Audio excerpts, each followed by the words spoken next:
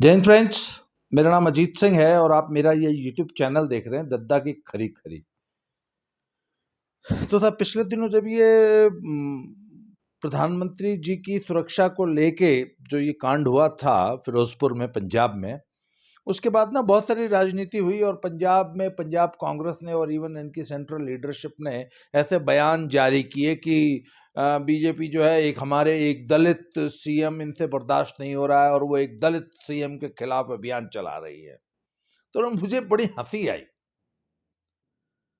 कि बताओ अब मतलब किस लेवल के आरोप प्रत्यारोप होने लग गए हैं। और मुझे ना ये कांग्रेस की दलित राजनीति, दलितों का कितना सम्मान करती है, इसका एक बहुत ही मजेदार किस्सा याद आ गया। और सब किस्सा है लेट 70s का, जबकि इंदिरा जी की राजनीति थी, इंदिरा जी की तूती थी, बोलती थी साहब देश की राजनीति में। आपको याद होगा, जो नई उम्र के बच्चे हैं उनको याद दिला दूं, उनको शायद पता भी नहीं होगा बहुत सारों को, कि 1975 में इमरजेंसी लगा दी थी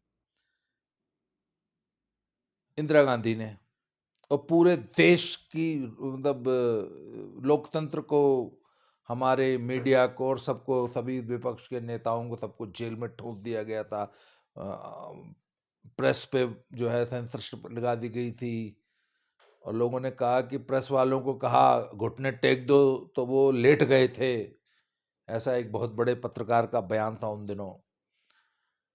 तो ये उस जमाने की बात है साहब। तो ये हमारे जो संजय गांधी जी हैं थे, आई मीन इंदिरा जी के छोटे सुपुत्र, जो कि उन दिनों ये माना जाता था कि गद्दी के वारिस वही हैं, उन दिनों राजकुमार थे, क्योंकि बड़े वाले तो एयरलाइंस में पायलट थे, वो हवाई जहाज उड़ाते थे। और सोनिया एंटोनियो मायनो जो है वो उनके साथ बाहर विदेश में रहती थी, तब तक ये आई नहीं थी। तो सब इनकी जो बहुरानी थी, हमारी मेनका जी पेटा वाली, ये उन दिनों एक ना सस्ती सी मैगजीन चलाया करती थी, ना वो, उसका नाम था सूर्या मैगजीन। ये तब की बात है 1978। और उसके बाद हुआ क्या था कि 75 के बाद लगभग शायद 2 साल 2.5 साल इमरजेंसी रही और 78 में इंदिरा जी को उनके चेला चप्पड़ जितने थे वो एक कोठरी से घिरी रहती थी।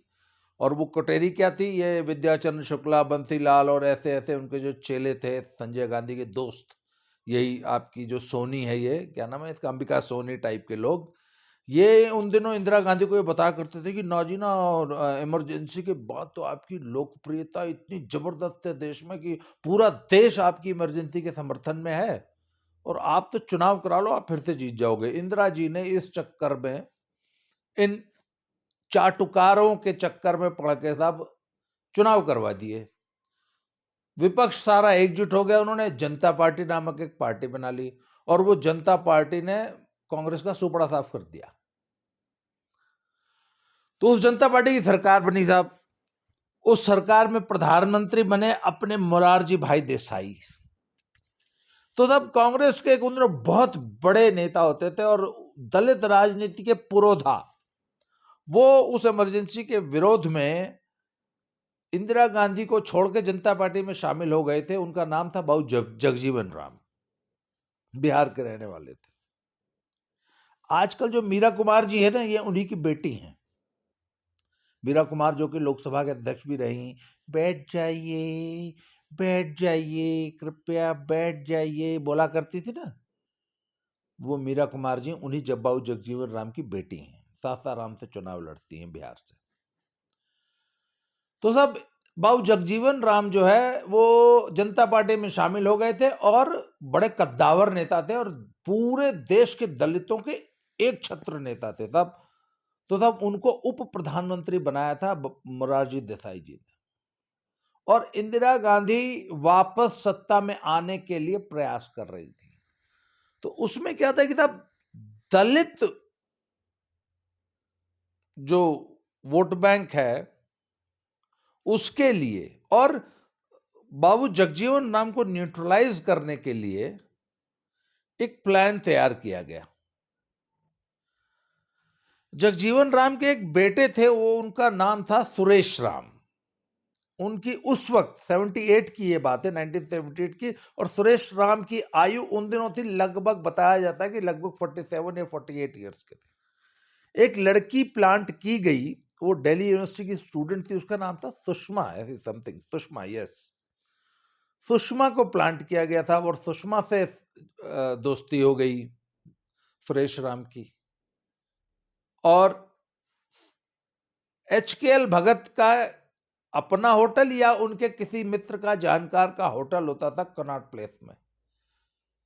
तो सुषमा नामक वो लड़की, अच्छा वो लड़की थी दिल्ली यूनिवर्सिटी की स्टूडेंट, हार्डली 20-22-24 साल की थी, ये थे 48 साल के। सुषमा और सुरेश राम, सन ऑफ बाऊ जगजीवन राम, उप प्रधानमंत्री, ये दोनों उस होटल में मिले। तो साहब पहले से सारा इंतजाम था और उनकी फोटोग्राफ्स खींच ली गई। तमाम विभिन्न वात्स्यायन, महर्षि वात्स्यायन के जो 64 पोस्चर्स हैं ना, उन पोस्चर्स में, और साहब फोटोग्राफ खींच के तैयार हो गई। तो अगले दिन वो फोटोग्राफ्स बाऊ जगजीवन राम को भेज दी गई, छपी नहीं, उनको ऐसा बताया जाता है कि उनको भेज दी गई। तो बाबू जगजीवन राम ने कहा कि ठीक है, इनको प्रकाशित न किया जाए, मैं सरकार से इस्तीफा दे देता हूं, आप इसको प्रकाशित मत कीजिए, मैं सरकार से इस्तीफा दे दूंगा और ये पार्टी छोड़ दूंगा, जगजीवन राम, अपने जनता पार्टी।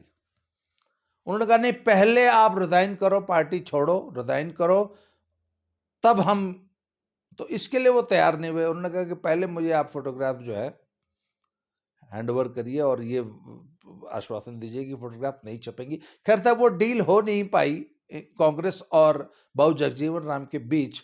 और मेनका गांधी की मैगजीन सूर्या, बड़ी सस्ती सी बेकार सी मैगजीन थी और उसको कोई बहुत ज्यादा जानता नहीं था उस वक्त। ये जो हमारे खुशवंत सिंह जी ना, ये जो कांग्रेस का जो मुखपत्र होता था नेशनल हेराल्ड, जिसके गबन का ये केस आज जो है नकली गांधी परिवार के ऊपर चल रहा है, और ये जो माँ बेटा जो दोनों जमानत पे चल रहे हैं ना, वो जो नेशनल हेराल्ड की जो बहुत बड़ी बिल्डिंग है ITO पे, वही नेशनल हेराल्ड के चीफ एडिटर थे बाबू खुशवंत सिंह सरदार जी, और सूर्या मैगजीन के कंसल्टेंट एडिटर थे।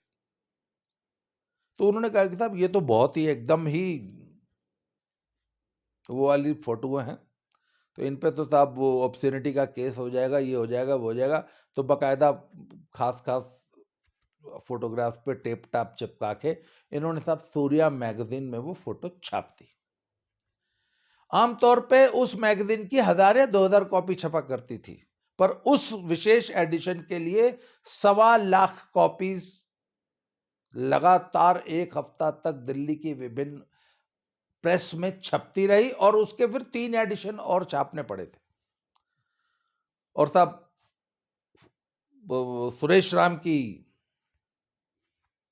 फोटो छाप दी गई और साथ में यह बोला गया कि साहब ये एक डिफेंस गेट है, और डिफेंस के पेपर्स सुरेश राम ने, ये लड़की जो है एक जासूस है, और इस जासूस लड़की ने इनको हनी ट्रैप करके और डिफेंस के पेपर्स चाइना को लीक कराए हैं, ऐसा एक झूठा आरोप बाबू जगजीवन राम पे लगा दिया गया। अगले दिन साहब जिस दिन वो छपी, देश में तहलका मच गया, और उसके बाद वो जो फोटोग्राफ्स थी वो विभिन्न अखबारों को और सबको, और दुनिया, मतलब लोग बताते हैं कि उन दिनों दिल्ली में वो एक फोटोग्राफ की कॉपी जो है 50 रुपए में बिका करती थी उस जमाने में। 78 में 50 रुपीज वॉज अ ह्यूज, मतलब अमाउंट। अरे मुझे याद है 1990 तक 1.5 रुपए की पोस्ट कार्ड कॉपी छपती थी दिल्ली में, तो 1978 में 50 रुपए तो बहुत बड़ी रकम थी। उसकी एक फोटो छपती थी, बिकती थी ओपन मार्केट में। तो साहब हुआ क्या कि बाबू जगजीवन राम अपने बेटे के उस सो कॉल्ड स्कैंडल की वजह से उनका राजनीतिक करियर खत्म हो गया। वो उनके जीवन की आखिरी नियुक्ति थी सरकार में, उसके बाद वो कभी किसी सरकार में नियुक्त नहीं हो पाए।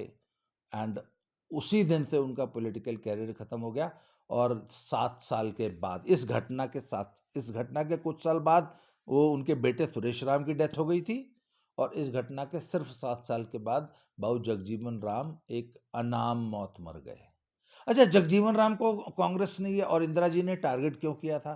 क्योंकि देश में ये चर्चा चल पड़ी थी कि जनता पार्टी टूटेगी और अगले इलेक्शन में बाबू जगजीवन राम को as a prime minister project करके जनता पार्टी का एक धड़ा चुनाव लड़ेगा और पूरे देश की जो दलित राजनीति है उसकी धुरी तो पहले ही थे जगजीवन राम, पर जब उनको प्राइम मिनिस्टर पद की ऑफर हो जाएगी और वो जब as a prime minister candidate चुनाव लड़ेंगे तो पूरे देश की राजनीति बदल जाएगी। और उनको प्राइम मिनिस्टर के पद तक जाते देख इंदिरा गांधी खुद को बड़ा इनसिक्योर फील करने लगी और उनको हमेशा के लिए इस स्कैंडल के माध्यम से खत्म कर दिया गया।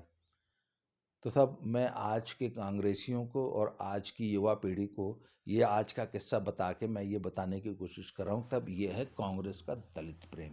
इसलिए मिस्टर चवन्नी, चीफ मिनिस्टर पंजाब, हमको दलित प्रेम क्या होता है और दलित राजनीति क्या होती है और दलितों का सम्मान कैसे किया जाता है ये मत पढ़ाओ, जरा अपने गिरबान में झांक लो कि आपकी पार्टी ने आज तक दलितों के साथ क्या व्यवहार किया है। आज के लिए इतना ही।